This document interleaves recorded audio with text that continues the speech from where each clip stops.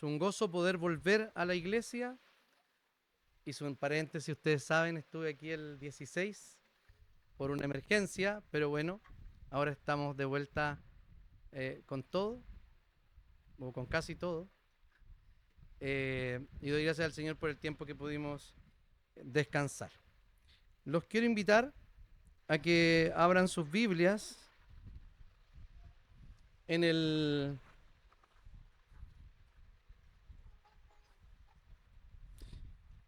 libro de Sofonías. Y si alguien me puede traer dos vasos de agua, sería óptimo. Gracias. El libro de Sofonías.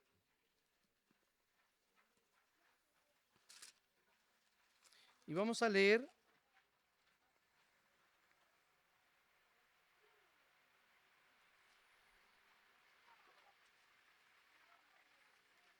el capítulo 3 solamente, el capítulo 3 y versículo 9. Sofonías, capítulo 3, versículo 9. Y dice así la palabra del Señor. Cuando llegue el momento, devolveré a los pueblos la pureza de labios, para que todos invoquen mi nombre y me sirvan con espíritu unánime. Oremos al Señor. Bendito Señor, estamos delante de ti como un pueblo necesitado de tu palabra, como quienes, Señor, reconocen la tremenda necesidad que tenemos de escucharte, Señor, y te pedimos en esta hora que tú nos hables.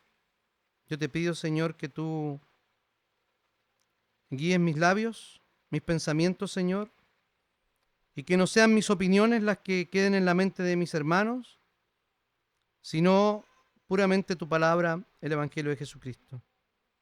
Te doy gracias, Señor.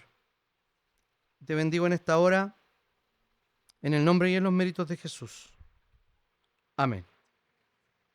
El libro de Sofonías, bueno, la serie en la que estamos trabajando es la serie de los profetas menores. Gracias.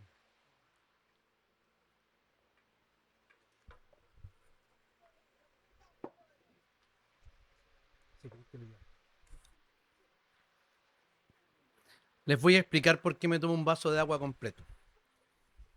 La Cami, que es fonoaudióloga, mi fonoaudióloga, la Camila Urra, dice que no puedo tomar agua mientras hablo.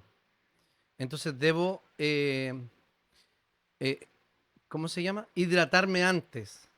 Así que yo sé que todos ustedes están pensando, cada domingo en la mañana, que me tomo un vaso completo de agua, están diciendo que el pastor viene con la caña. Pero eso no es verdad. ¿Ok? Bien. Dicho esto, vamos a entrar en el libro. Los profetas menores, dijimos que eran menores no por la falta de importancia que tenían estos profetas en el canon de la Biblia, sino que básicamente por la extensión de sus profecías.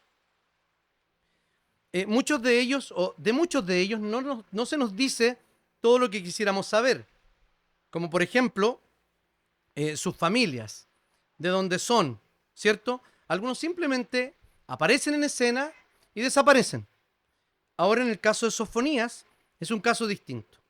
En el caso de este libro lleva por nombre el nombre del autor y en el 1.1 podemos ver que la genealogía de Sofonías se remonta a 4 generaciones antes, durante el reinado de Josías, hijo de Amón, rey de Judá. Palabra del Señor vino a Sofonías, hijo de Cusi, hijo de Geladías, hijo de Amarías, hijos de Ezequías. A ver, ¿por qué razón indica o llega hasta Ezequías? Es muy posible que este Ezequías sea el rey que gobernó en el 715 al 685, ¿ya? Es un rey conocido, rey de Judá, y es posible que este sea el tátara o bisabuelo de Sofonías. Esto quiere decir que Sofonías venía de una familia real, de una familia de la realeza, de una familia con ciertos privilegios, o más bien dicho, con una posición de nacimiento bastante particular. Ninguno de nosotros creo que tiene una posición como la que tendría este profeta, que viene de un linaje, la reina me hace así, bueno, excepto la reina, que es la reina, nadie más tiene una ascendencia de tipo dinástica, digamos. Entonces, el nombre de Sofonías significa Yahvé ha escondido o Yahvé ha atesorado. Es posible que se refiera a la fe de su padre, ya que habría nacido o habría vivido durante uno de los peores gobiernos en Judá, que es el gobierno de Manasés. ¿Ok? ¿Recuerdan que Ezequías ora para no morir? ¿Recuerdan eso? A ver, ¿recuerdan ese evento? El rey Ezequías iba a morir, ora, no muere, y en ese tiempo tiene a su hijo Manasés, que fue uno de los peores reyes que llevó a la idolatría al pueblo de Israel. ¿Ya? Entonces profetizó en el reino del sur, en Judá, por ahí por el 640, cuando Josías era rey. El libro, respecto a las características que tiene, es un oráculo de juicio. Tiene 3 partes de juicio. O sea, 2 partes de juicio y una de esperanza. La primera de juicio es juicio contra las naciones que rodean a Israel. En segundo lugar, hay la segunda parte es juicio que es contra la misma ciudad Jerusalén, luego las naciones y Jerusalén, y al final termina con una exhortación, o más bien dicho, con una esperanza para el pueblo. Lo que hace básicamente es algo así. En el capítulo 1 pone al revés el libro de Génesis. Fíjense cómo aparece. Miren cómo inicia su sermón. Voy a destruir por completo todo lo que hay sobre la faz de la tierra. Palabra del Señor. Ese es el inicio de la profecía o del sermón profético de Sofonías. Es disruptor y está diciendo que todo va a ser destruido. Si nosotros vamos al principio de la Biblia, vemos que el Señor ha creado los cielos y la tierra. Pero aquí dice que todo será destruido. El mundo será destruido y el mundo que Jerusalén conoce también será destruido. Está anunciando la invasión de los babilonios. ¿Ok? Dice, en ese contexto dice que todos los pecados van a desaparecer con la caída de esta ciudad. Vendrá un ejército, no dice qué ejército viene, pero se sabe por la época en que escribe que es el gobierno o el imperio babilónico quien los va a invadir. Y habla de un remanente fiel que se salva.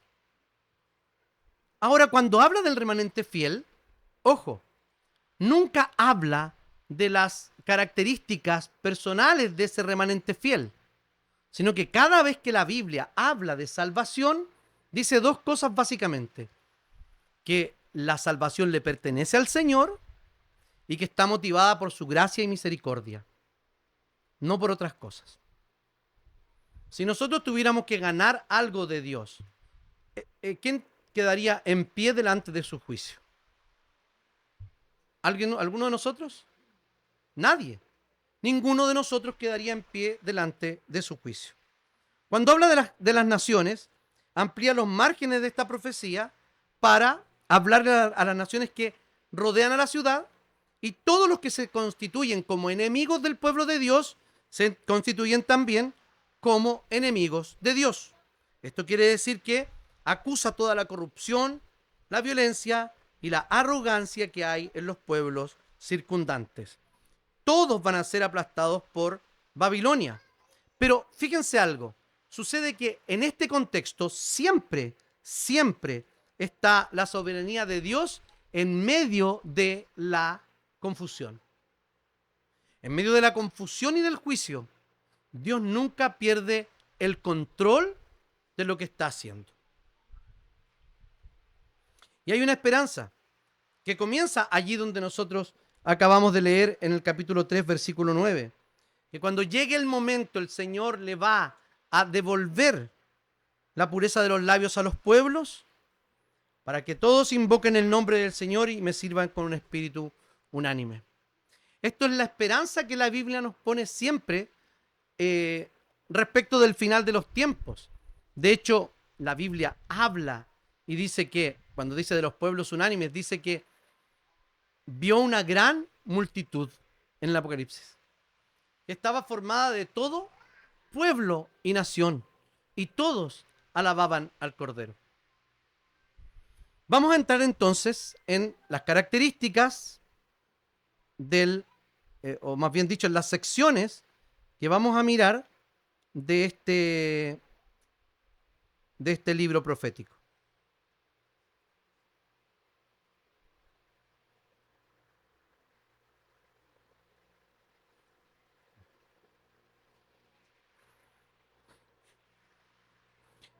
El título del sermón es Sofonías, Jesús, nuestro guerrero victorioso. Aquí lo que vamos a considerar es cómo el Señor, por medio de su justicia, nos llama a vivir vidas santas. La mayoría de nosotros pensamos en la justicia en términos forenses o en términos, comillas, judiciales, ¿ok? O también del juicio final, como eventos extraordinarios. Pero Sofonías nos muestra que Dios es justo cada día, que su justicia se manifiesta tanto como se manifiesta su misericordia. Déjenme explicarle algo sobre la naturaleza de Dios. Cuando nosotros intentamos concebir quién es Dios, nos metemos en un problema teológico, incluso filosófico, metafísico, complicado. Porque lo que estamos haciendo es intentar entender a un Dios que no se puede medir, a un Dios que no se puede, no podemos describirlo con palabras exactas, sino las palabras que Él nos ha dado para describirlo, y que es demasiado grande para nuestra mente. ¿No es así? Cada vez que nos enfrentamos a considerar el carácter de Dios, estamos desafiados a pensar en un Dios demasiado grande. Ahora bien, dicho sea de paso, y este es un spoiler, vamos a tener por lo menos 8 o 9 sermones, la próxima serie, que van a tratar sobre de Dios y de sus atributos. ¿Ya? Entonces, ¿para dónde iba? Perdón por divagar, pero necesito decir esto. Cuando concebimos a Dios, creemos que Dios es una especie de colección o que Dios tiene ciertos atributos. Ojo lo que estoy diciendo, que Dios los tiene. A ver, ¿quién es aquí o quién se considera aquí egoísta? Levante su mano. Ya levanten la mano. Ya yo levanto mi mano. Yo soy súper egoísta. Ya baje su mano. Cuando nosotros decimos que yo soy egoísta, para describirme a mí mismo, estoy constatando un atributo, una característica personal. Esta característica personal que nosotros reconocemos en nosotros mismos, eventualmente podría sufrir un accidente. ¿A qué me refiero cuando algo puede sufrir un accidente? A que si eso podría cambiar. Voy a repetir la idea. Miren, si yo digo que soy egoísta, un accidente significa un cambio en el ser de la persona. Si yo digo que soy egoísta, yo puedo sufrir un accidente o un cambio respecto a ese atributo o a esa característica que he reconocido en mí? O sea, la pregunta es, ¿puedo dejar de ser egoísta? Por supuesto que sí. A veces, algunos más rápidos, otros, y me incluyo, mucho más lento, dejamos de ser egoístas. Eso pasa porque somos seres cambiantes y volubles, que vamos transformándonos en cuanto vamos viviendo. ¿Quién es exactamente igual de como era hace 10 años? No hablo de arrugas, peso, ni nada de eso. De características. Yo voy a contar una infidencia. Alguien, yo lo conocí hace mucho tiempo. Mucho tiempo. Y me dejó de ver por mucho tiempo. No sé, 15 años probablemente.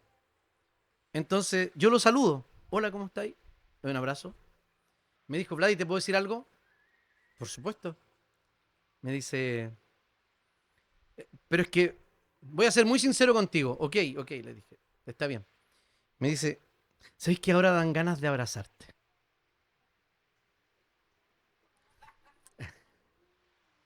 Yo podría reaccionar de dos formas en ese caso. Ofenderme y decir, ¿cómo es posible que antes yo no era abrazable? ¿O para qué me dijo que yo no era abrazable? ¿Qué objetivo tiene? Sin embargo, dije, bueno, respiré, conté hasta 1000 y le dije, eh, gracias por decirme eso. ¿Por qué? Porque de alguna u otra forma, Dios, por medio de las circunstancias, había cambiado mi acercamiento a las personas. No había cambiado probablemente nada en él, pero sí había cambiado algo en mí. ¿Por qué estoy diciendo esto? Quiero volver ahora al carácter de Dios. Dios no sufre accidentes. Dios no cambia. Dios no es un conjunto de atributos que va utilizando en la medida que se va relacionando con el mundo. No. Quiero que que aprendan esto, así como una fórmula matemática. Dios es sus atributos. Dios no tiene atributos. Dios es. Entonces, si Dios es sus atributos, Él cuando actúa con todos sus atributos. Nos parecemos mucho a Él en ese sentido. Porque díganme, ¿usted puede actuar solo con odio? ¿O lleva atrás otras emociones? Si esa es la emoción que está predominando en ese minuto. ¿O usted podría actuar solamente con amor? No, porque ese sería el sentimiento que está predominando en esa acción, pero hay otros sentimientos más. Bueno, Dios no predominan atributos de Él en su ser. Y voy a terminar con esto. Dios es un océano de conocimiento y es imposible comprenderlo a totalidad, pero es absolutamente conocible por medio de su palabra y también de la naturaleza. Voy a poner el siguiente ejemplo. Un niño está haciendo un hoyito en la playa y va a buscar agua al mar y la trae. Y alguien le pregunta, ¿qué estás haciendo? Estoy trayendo el mar a esta piscina. ¿Verdadero o falso? ¿Verdadero o falso? A ver, si el niño está trayendo el agua del mar y toma la agüita con su balde y la echa y él está trayendo el mar a ese hoyito, a esa piscina, ¿es verdad o no lo que está diciendo? Sí y no. No estoy enseñando relativismo moral, pero miren, sí y no. ¿En qué sentido? En que no puede traer toda el agua de mar, pero toda el agua de mar que trae es verdadera agua de mar. No podemos contener a Dios, no podemos comprenderlo en su totalidad, pero sí podemos conocerlo con esos pequeños baldecitos de agua que podemos traer a nuestra piscina. Primero, el Señor habla del capítulo 1 al capítulo 2, 3, capítulo 2, versículo 3, va a hablar una advertencia contra Judá y contra Jerusalén, anuncia el juicio inminente básicamente por la idolatría, por la corrupción y por la indiferencia espiritual de su pueblo. ¿Ok? Entonces, los primeros versículos dice el Señor que va a juzgar porque hay una adoración mezclada con adoración pagana. Voy a leer algunos textos por ahí por el 4. Voy a extender mi mano contra Judá, contra todos los habitantes de Jerusalén. Uno dirá, ¿por qué el Señor está extendiendo su mano en contra de su propio pueblo? Pero sigamos.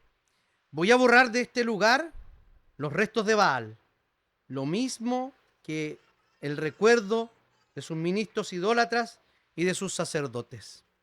Lo que está diciendo acá es que el Señor va a extender la mano contra el pueblo de Israel, contra el pueblo de Judá en ese minuto, básicamente porque la religión había dejado de ser la religión revelada por Dios y estaba siendo mezclada con descaro, con prácticas y con dioses ajenos. Con descaro. Fíjense que el pueblo había mezclado este tipo de adoración. Más adelante, por ejemplo, nos va a decir cosas como esta.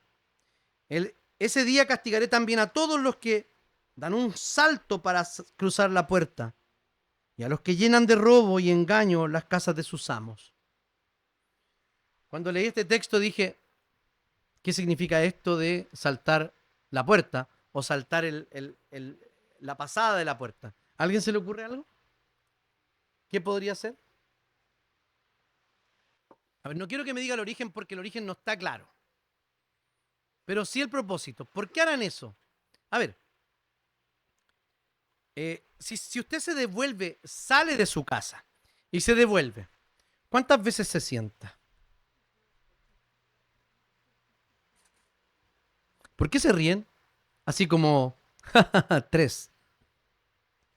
¿Cuántas veces se sientan? Momento. Si alguien le va a pasar la sal, usted le dice, no, déjamela ahí encima. Hay algo que pasa con la sal, no tengo idea de qué, que la gente la tira para atrás. ¿Qué signo es usted? Bueno, esto era una superstición de saltar el marco de la puerta. Y nosotros pensamos en las supersticiones como propio de las culturas precientíficas, ¿no? ¿Cuántos se han descubierto haciendo cositas para la suerte? Para que le vaya bien. Como si Dios fuera algo parecido a una especie de juego de azar o una ruleta. ¿Cuántas veces nos hemos visto suplantando a Dios en esos términos? Ellos habían olvidado que Dios exige exclusividad respecto a cómo nosotros creemos que el mundo se gobierna. Ellos no solo habían pedido o habían dejado a Dios por otros dioses, sino que también habían desconfiado de Dios en cuanto a la protección que Dios podía darle.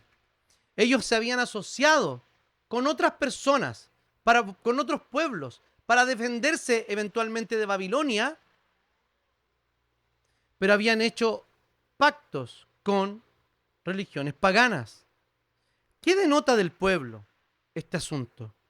Básicamente, que no creían de verdad que Dios era soberano sobre ese pueblo. Y no soberano solo para mandar, sino soberano también para gobernar. ¿Cuántas veces nosotros nos hemos visto enfrentados a decidir entre hacer alianzas con otros pueblos?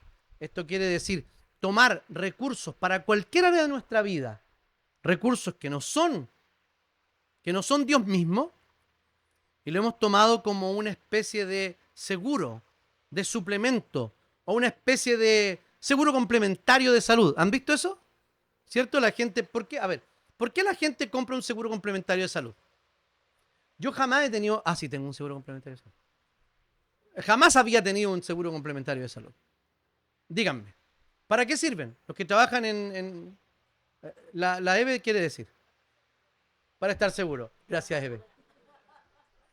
Me encantó esa respuesta. Para estar seguro. ¿Para qué? Para disminuir los gastos médicos. Pero Ariel, pero ese es el propósito.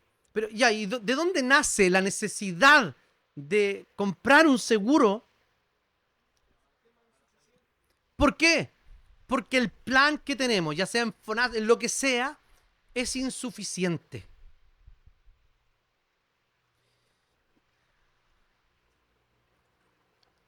¿Cuántas veces nosotros hemos considerado a Dios insuficiente?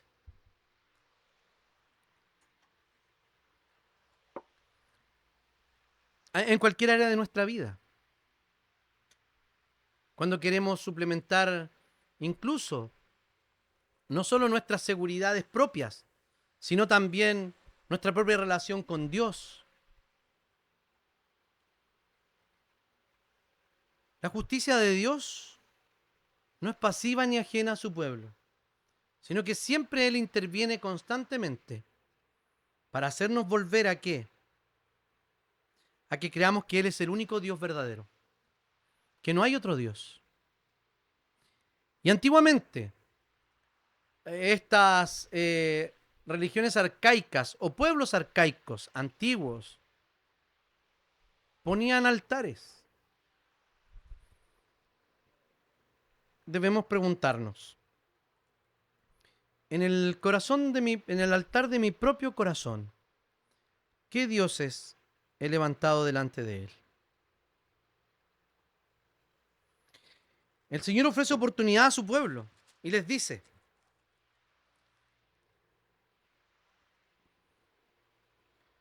tú, nación desvergonzada, ponte a pensar antes de que entre en vigor el decreto y el día se pase como el polvo, antes que caiga sobre ustedes el furor de la ira del Señor, antes que les sobrevenga el día de la ira del Señor.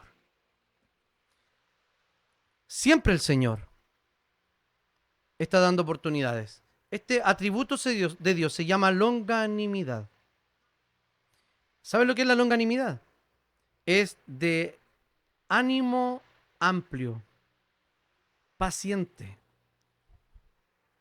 El Señor permanentemente nos está esperando y nos da una oportunidad para buscarle en humildad. Aquellos que buscan al Señor con humildad, les dice aquí, van a encontrar refugio en el día de su ira. ¿Cuál era el día de su ira? El día en que el Señor iba a llevar por su mano soberana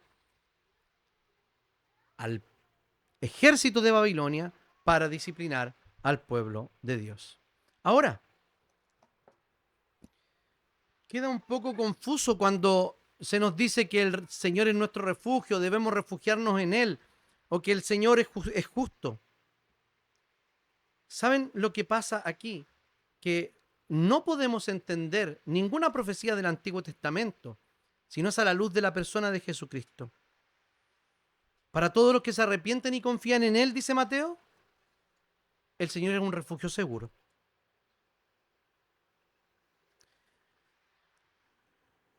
En Cristo, el juicio ha sido satisfecho y nos ofrece una redención completa. ¿Hemos caído en la indiferencia espiritual? Bueno, entonces el Señor nos llama a un arrepentimiento sincero y a una devoción exclusiva a Él.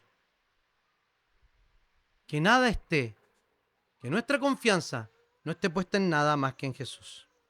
En segundo lugar, el juicio sobre las naciones.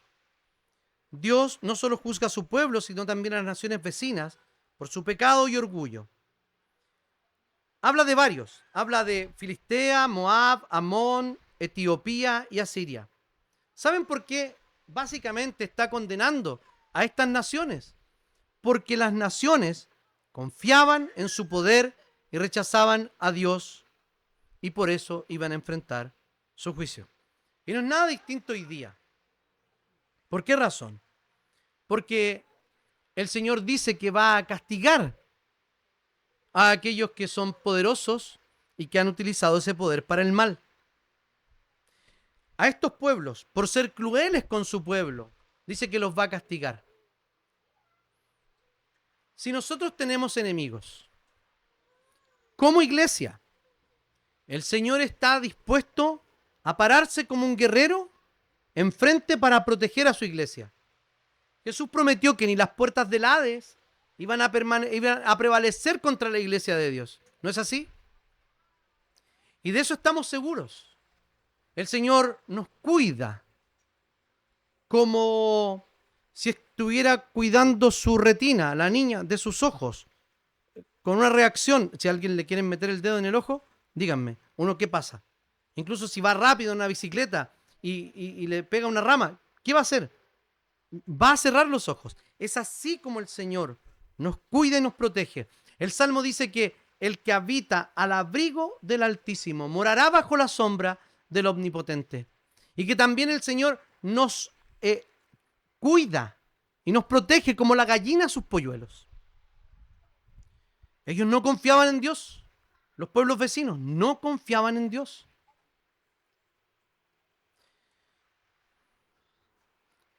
Hoy día, queridos hermanos, todos aquellos que no confían en Dios serán condenados. Pero no solo eso, sino que quería referirme también, no solo como iglesia, sino también como nosotros, cristianos en el mundo.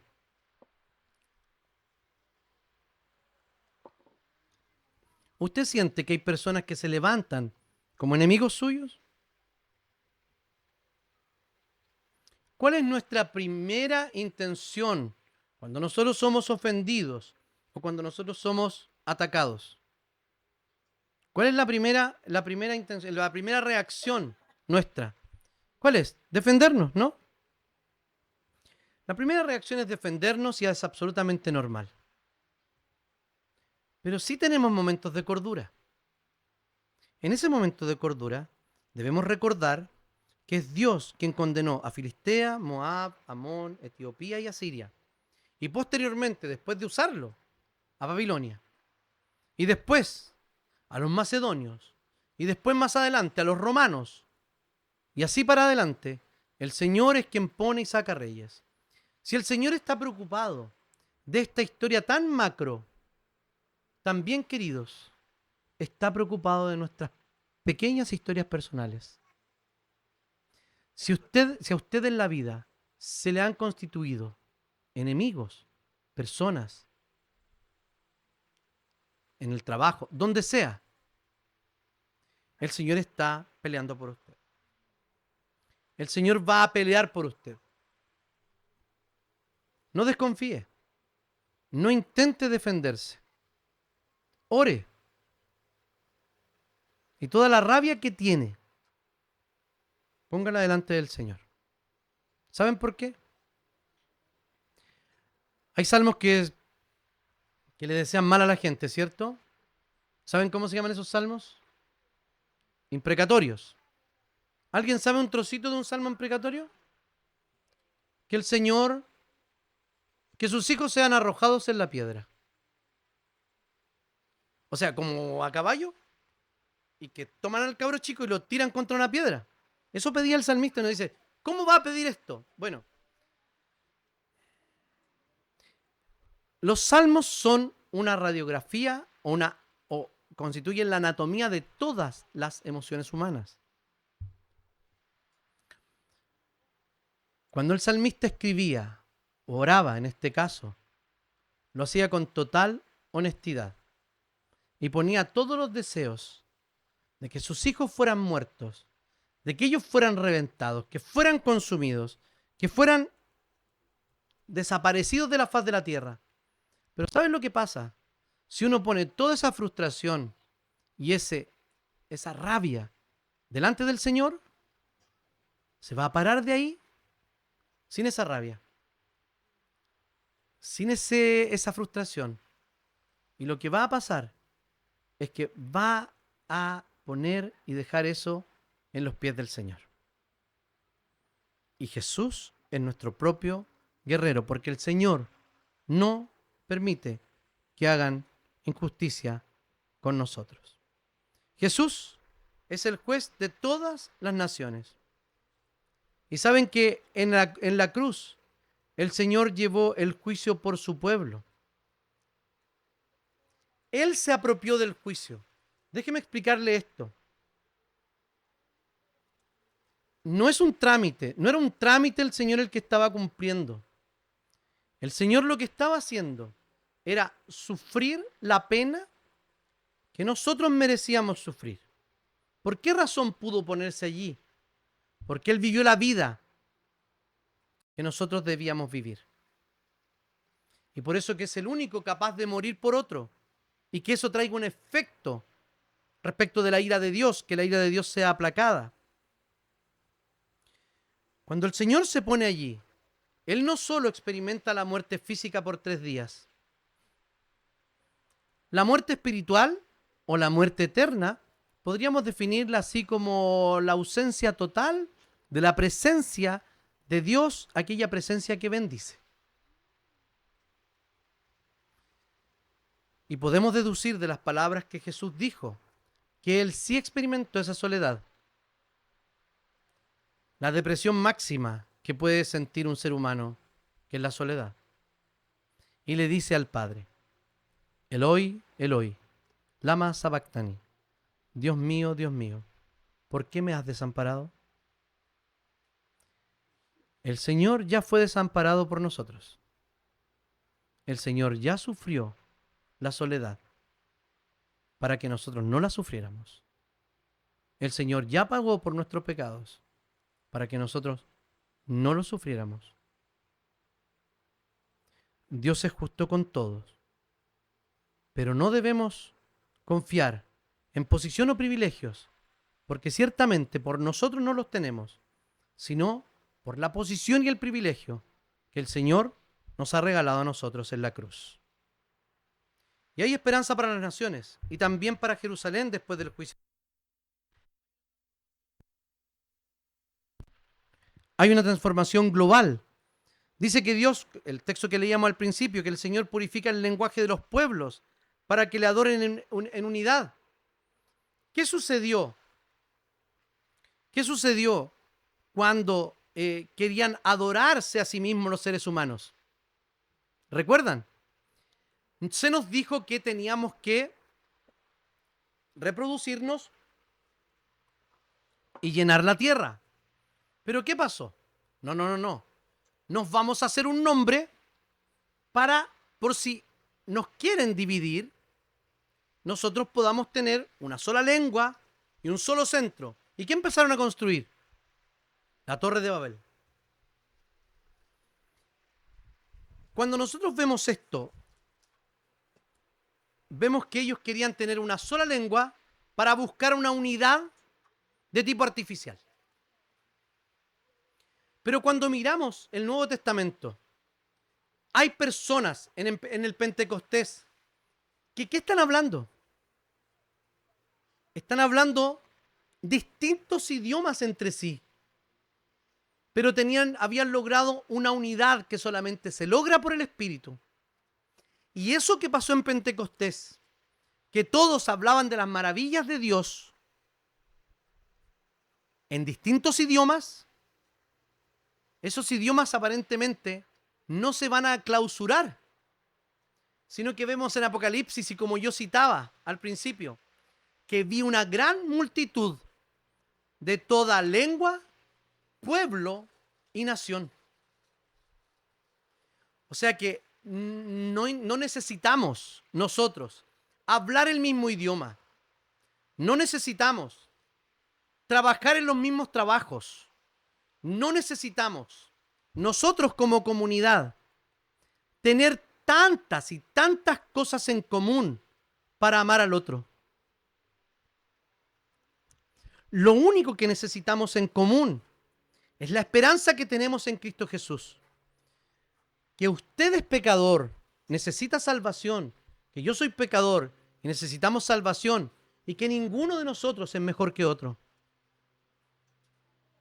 Porque básicamente, cuando hay desunidad, no es porque hablemos idiomas distintos. Cuando hay desunión, es porque creemos que somos distintos y superiores a los demás en cualquier circunstancia y por cualquier razón. Este remanente fiel y humilde que reúne eliminará el orgullo y dejará un pueblo humilde y confiado en él. Fíjense lo que dice el 3:11. Cuando llegue ese día, no tendrás que avergonzarte por ninguna de tus rebeliones contra mí, porque yo quitaré de en medio de ti a los que se alegran por su soberbia y nunca más volverás a envanecerte en mi santo monte. En medio de ti dejaré un pueblo humilde y pobre, el cual confiará en mi nombre. Y al final, en el 13 dice, el remanente de Israel no cometerá injusticias ni dirá mentiras, ni habrá entre ellos gente mentirosa, porque yo los cuidaré como un pastor y ellos dormirán sin que nadie los atemorice. Tenemos la esperanza de que un día todo lo que no es como tiene que ser, será. Dice que el Señor está en medio de ti y es poderoso para salvarnos. El 17. El Señor está en medio de ti y te salvará con su poder. Por ti se regocijará y se alegrará. Por amor guardará silencio y con cánticos se regocijará por ti. Esto es una figura bastante extraña. ¿Quién aparece siempre cantando en el relato bíblico? ¿Quién? A ver, ¿a quién se le atribuye siempre que está cantándole a otro? Al pueblo, ¿no? Siempre el pueblo es el que canta y se regocija delante de Dios, ¿sí? Pero Dios puede también hacer eso. Y les voy a poner un solo ejemplo. Este es mi Hijo amado en el cual tengo contentamiento, en el cual me complazco.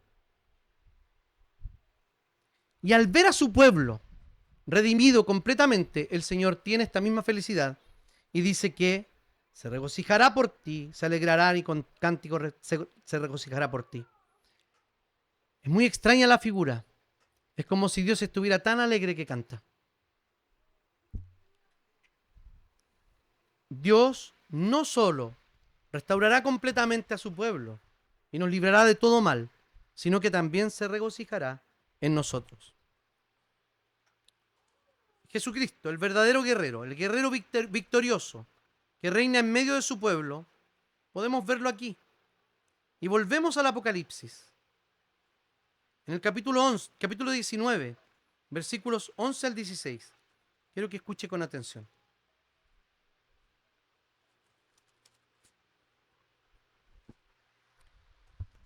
Entonces vi que el cielo se había abierto y que allí aparecía un caballo blanco. El nombre del que lo montaba es fiel y verdadero, el que juzga y pelea con justicia. Sus ojos parecían dos llamas de fuego, y en su cabeza había muchas diademas, y tenía escrito un nombre que solo él conocía. La ropa que vestía estaba teñida de sangre, y su nombre es el Verbo de Dios.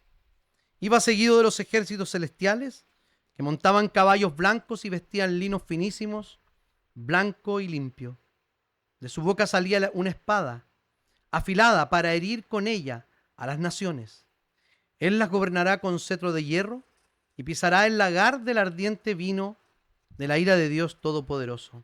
En su mano y en su muslo lleva inscrito este nombre: Rey de Reyes y Señor de Señores. Sofonías nos llama a vivir en justicia diaria. El juicio de Dios es real, pero su misericordia también lo es. Nosotros debemos confiar y reaccionar hacia Dios con una vida que le agrade. pero debemos responder también con humildad y con fe delante de Él. Busquemos la justicia de Dios, la santidad. Él está en medio de nosotros y Él está dispuesto a transformarnos. Jesús, y solo en Él podemos encontrar refugio, redención y salvación. Oremos al Señor. Señor, te damos gracias por tu palabra. Y te pedimos que tú nos des la asistencia de tu Espíritu, Señor, para poder cumplirla. Te damos gracias, Señor, porque el juicio manifestado aquí, que tu pueblo se llevó mediante Babilonia, Cristo lo ha tomado en nuestro lugar. Y te damos gracias por la sangre de Jesucristo. Oramos solamente en sus méritos, porque nosotros no tenemos ninguno. Oramos en su nombre. Amén.